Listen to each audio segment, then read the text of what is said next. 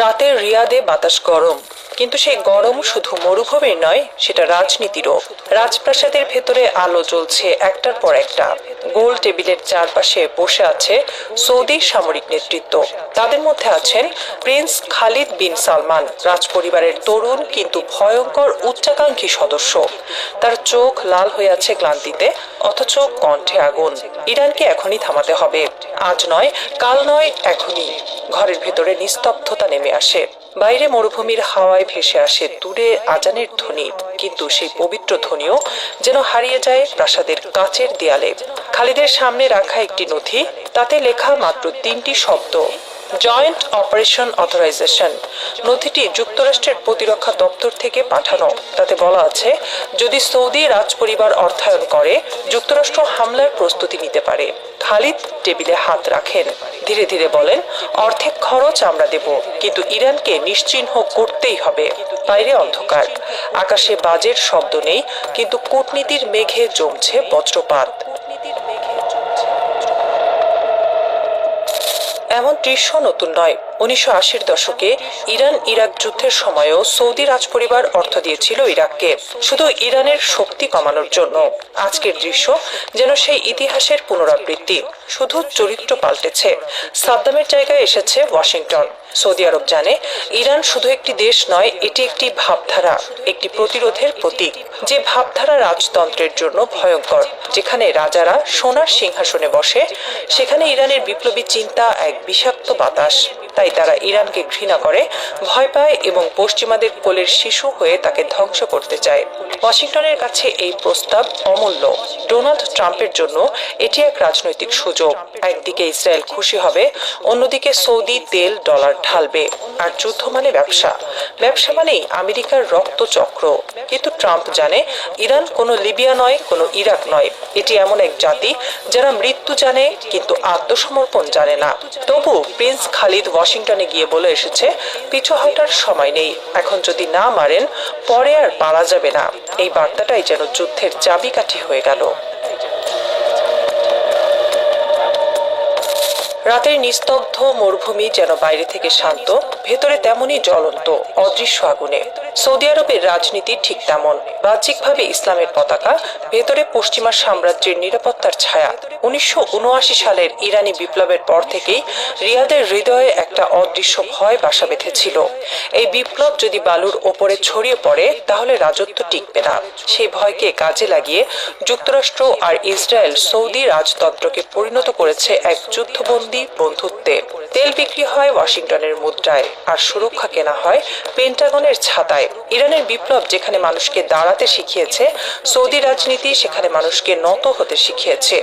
এই দুই দৃষ্টিভঙ্গির সংঘর্ষই এখন মধ্যপ্রাচ্যের রক্তাক্ত বাস্তবতা। রিয়াদের রাজপ্রাসাদে এখন প্রতিটি বৈঠকই একটি অদৃশ্য দড়ির ওপর হাঁটার মতো। একদিকে ওয়াশিংটনের ইঙ্গিত, ইরানকে থামাও, অন্যদিকে তেহরানের সতর্কবার্তা, আমাদের সার্বভৌমত্বে হাত দিও না। কিন্তু সৌদি নীতি এমন, মুখে বন্ধুত্ব, হাতে ছুরি। ইতিহাস সাক্ষী, এই রাজত্ব বারবার মুসলিম দুনিয়ার সঙ্গে বিশ্বাসঘাতকতা করেছে। 1967 সালের 6 দিনের যুদ্ধে যখন মিশর ও সিরিয়া ইসরায়েলের বিরুদ্ধে প্রাণপণ লড়ছিল, সৌদি আরব তখন চুপ করে বসেছিল পশ্চিমা দূতাবাসের বারান্দায়। তাদের বিমানে ইসরায়েলের বোমা পড়েনি, কারণ তাদের তেলই ছিল সেই যুদ্ধের জ্বালানি। আজও সেই ইতিহাস বদলায়নি। 2026 সালের এই নতুন সংকটে রিয়াদ আবার আগুন জ্বালাচ্ছে, তবে এবার তা পারস্যের সীমান্তে। প্রিন্স খালিদ বিন সালমানের ওয়াশিংটন সফর এই শতকের সবচেয়ে বিপজ্জনক বার্তাগুলোর একটি। তিনি যুক্তরাষ্ট্রকে বলেছিলেন, ইরানে এখনই হামলা করতে হবে, দেরি মানে বিপদ। আমরা যুদ্ধের অর্ধেক খরচও দেব। এই এক বাক্যে প্রকাশ পেয়েছে সেই রাজকীয় মানসিকতা। টাকা আছে, মর্যাদা নেই। সৌদি আরব জানে, যুক্তরাষ্ট্রের সামরিক যন্ত্র ধীরে চললেও কখনো থামে না। তারা জানে, একবার যুদ্ধ শুরু হলে তেলের দাম বাড়বে, তাদের আয়ের পাহাড়ও বাড়বে। কিন্তু রাজারা ভুলে যায়, যুদ্ধের আগুন তেল চেনে না, কেবল পুড়িয়ে দেয়।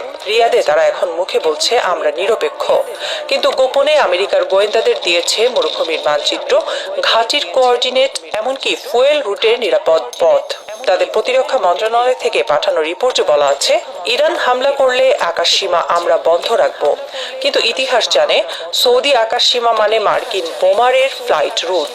তারা নিজেরাই জানে না কোন দিক থেকে আগুন এসে তাদের প্রাসাদের সোনার দরজায় ধাক্কা দেবে।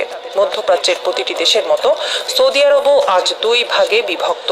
একদল আমেরিকার নিরাপত্তা বিশ্বাসে অন্ধ, আরেক দল মনে করে এই নিরাপত্তা আসলে নতুন শৃঙ্খল।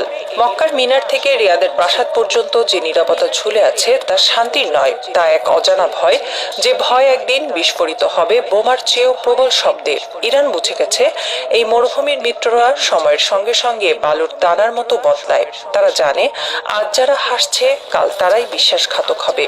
তাই ইরান তাদের নীতিতে রেখেছে এক প্রাচ্যবাদী বাস্তবতা। প্রতিরোধের শত্রু নেই, শুধু সুযোগ আছে। অর্থাৎ কেউ হামলা করলে উত্তর দেওয়া হবে, না করলে পাশে রাখা হবে, যতদিন না সেই পাশে থেকেও কেউ পেছন থেকে ছুরি চালায়। ইরানের গোয়েন্দা বিভাগ ইতিমধ্যে শনাক্ত করেছে সৌদি সীমান্ত ঘেঁষে 3টি নতুন রাডার স্টেশন।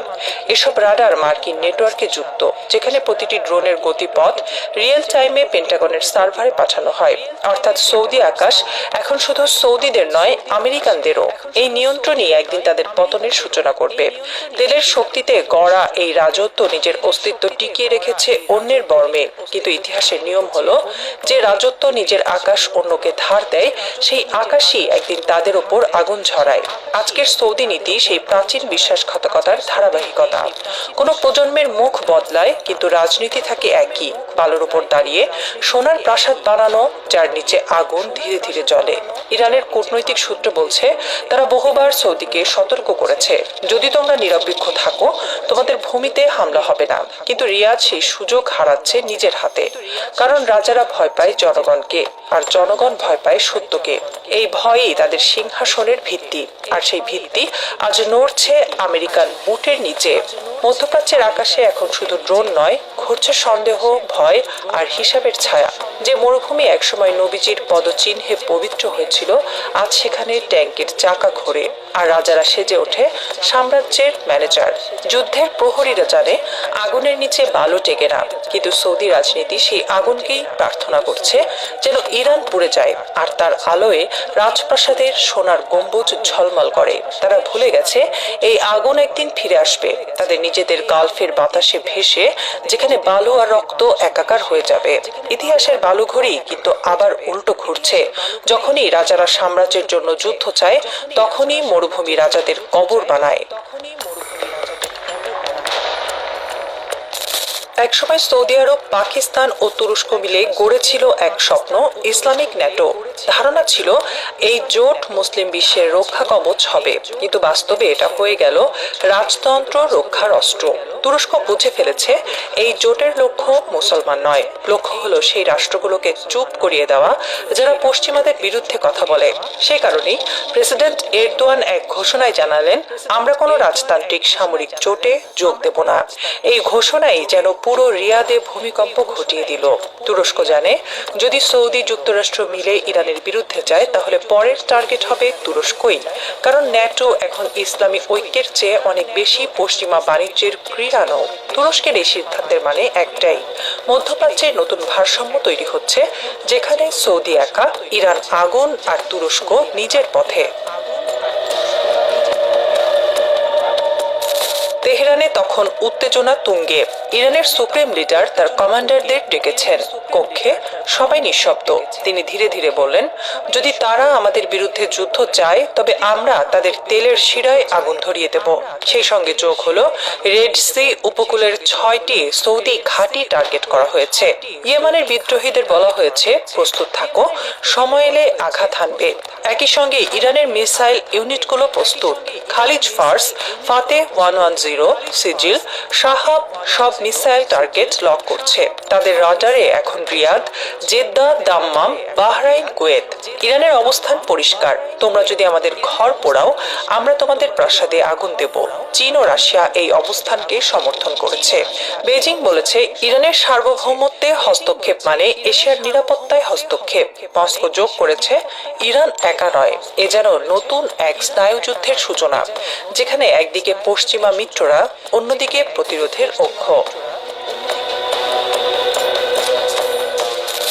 যুদ্ধ মানে কেবল বন্দুক নয়, অর্থনীতিরও রণক্ষেত্র। ইরান যুদ্ধের ঘোষণা দেওয়ার পর থেকেই বিশ্ববাজারে ডলারের দরপতন শুরু। গোল্ডের দাম আকাশ ছুঁয়েছে, তেলের দাম 15 বছরের মধ্যে সর্বোচ্চ। ওয়াল স্ট্রিটে আতঙ্ক। নিউ ইয়র্ক টাইমস লিখেছে, যদি পারস্যে যুদ্ধ হয় আমেরিকার অর্থনীতি কেঁপে পড়বে। অন্যদিকে মধ্যপ্রাচ্যের বন্দরগুলোতে জাহাজ থেমে আছে। হরমুজ প্রণালী বন্ধ থাকলে প্রতিদিন প্রায় 20 মিলিয়ন ব্যারেল তেল সরবরাহ বন্ধ হবে। এর মানে ইউরোপের প্রতিটি কারখানা, জাপানের প্রতিটি ইঞ্জিন, ভারতের প্রতিটি ট্রান্সমিশন সব থেমে যাবে। তবু আমেরিকা নড়ছে না। তারা জানে যুদ্ধ মানেই অস্ত্র বিক্রি, অস্ত্র বিক্রি মানেই অর্থনীতির অক্সিজেন। তাই এই আগুনের ওপরই তাদের রুটি। কিন্তু একদিন আগুনও নিজের দাতা ঘর পুড়িয়ে ফেলে। এটাই ইতিহাসের নিয়ম। ইতিহাস নীরব সাক্ষী।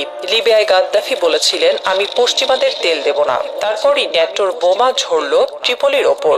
শেষ পর্যন্ত গাদ্দাফিকে টেনে হত্যা করা হলো রাস্তায়। ইরাকে বলা হয়েছিল সাদ্দামের কাছে গণবিধ্বংসী অস্ত্র আছে, কিন্তু বছর শেষে সেই অস্ত্র পাওয়া গেল না, পাওয়া গেল শুধু ধ্বংস আর লাশ। আফগানিস্তানে বলা হয়েছিল, আমরা সন্ত্রাসবাদ ধ্বংস করব, কিন্তু 20 বছর যুদ্ধের পর মার্কিন সৈন্যরা পালিয়ে গেল রাতের আধারে, আর রেখে গেল একটি ভাঙা জাতি, ক্ষুধার্ত শিশু, নিঃশেষিত সভ্যতা। এই ইতিহাসের উপর দাঁড়িয়ে ইরান বলছে, আমরা ভিন্ন, আমরা নত হব না। তাদের হাতে বন্দুকের চেয়ে বেশি শক্তি আছে অস্তিত্বের বিশ্বাস। ভোরের আলো ফোটে, রিয়াদের রাজপ্রাসাদ নিস্তব্ধ। বালুর উপর ছড়িয়ে আছে ধোঁয়া, আর বাতাসে ভাসছে জ্বলন্ত তেলের গন্ধ। এক বৃদ্ধ সাংবাদিক তার নোটবুকে লিখেছেন, এই যুদ্ধ কে জিতলো কে হারলো তা ইতিহাস বলবে না, ইতিহাস শুধু মনে রাখবে একসময় মুসলিম বিশ্বের হৃদয়ে আগুন জ্বালানো হয়েছিল নিজেদের হাতেই। তেহরানে তখন আজানের ধ্বনি উঠছে। এক শিশু জানালা দিয়ে আকাশের দিকে তাকিয়ে আছে। তার চোখে প্রতিফলিত হচ্ছে রক্তরঙা সূর্য।